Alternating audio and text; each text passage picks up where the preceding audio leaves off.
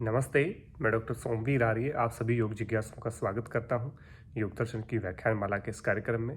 आज हम बात करेंगे कैवल्यपाद के छठे सूत्र की, जिसमें ध्यान के सबसे श्रेष्ठ स्वरूप की बात की है। जानते हैं किससे निर्मित है वो। जो पंच सिद्धियाँ शुरुआत में हमने बात की थी, उनमें जन्म, औषधि, मंत्र, तप और जो समाधि जैसी सिद्धि थी, उनमें से किस का इसमें समावेश है, किसका इसमें सार बताया गया है, इस सूत्र को जानते हैं इस व्याख्यान के माध्यम से। तत्र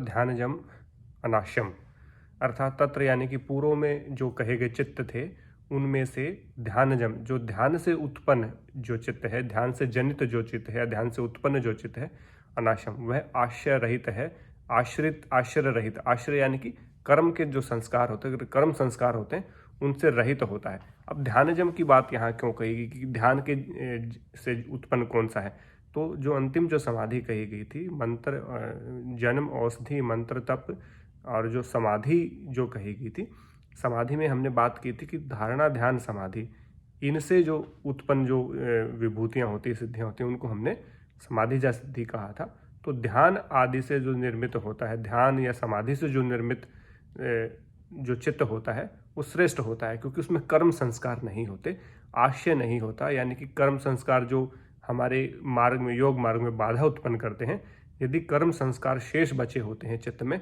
तो कभी भी समाधि की प्राप्ति नहीं होती।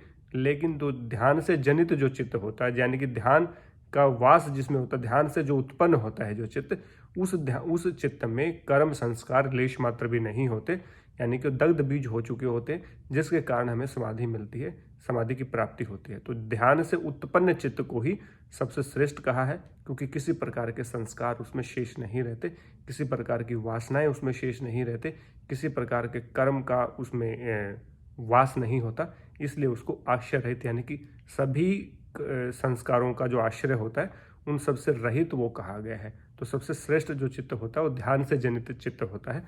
ये भी पूछा जा सकता है, और ये भी पूछा जा सकता है कि ध्यान से जनित जो चित्त या ध्यान से उत्पन्न जो चित्त है, वो किस प्रकार का होता है। तो आश्रय रहित, यानी कि किसी प्रकार का कर्म संस्कार का उसमें आश्रय नहीं होता, ना वासना उसमें होती है, ना उसमें कर्म का संस्कार उसमें होता है, ना फल की उसमें कोई बात होती है, वो बिल्कुल आश्रय रहित होता है। तो ध्यान जनित चित्त को ही श्रेष्ठ चित्त की बात भी कही गई है। इस सूत्र में इतना ही। जल्दी 7वें सूत्र को लेकर के आपके सामने प्रस्तुत होता हूँ। तब तक के लिए आप सबका धन्यवाद। नमस्ते।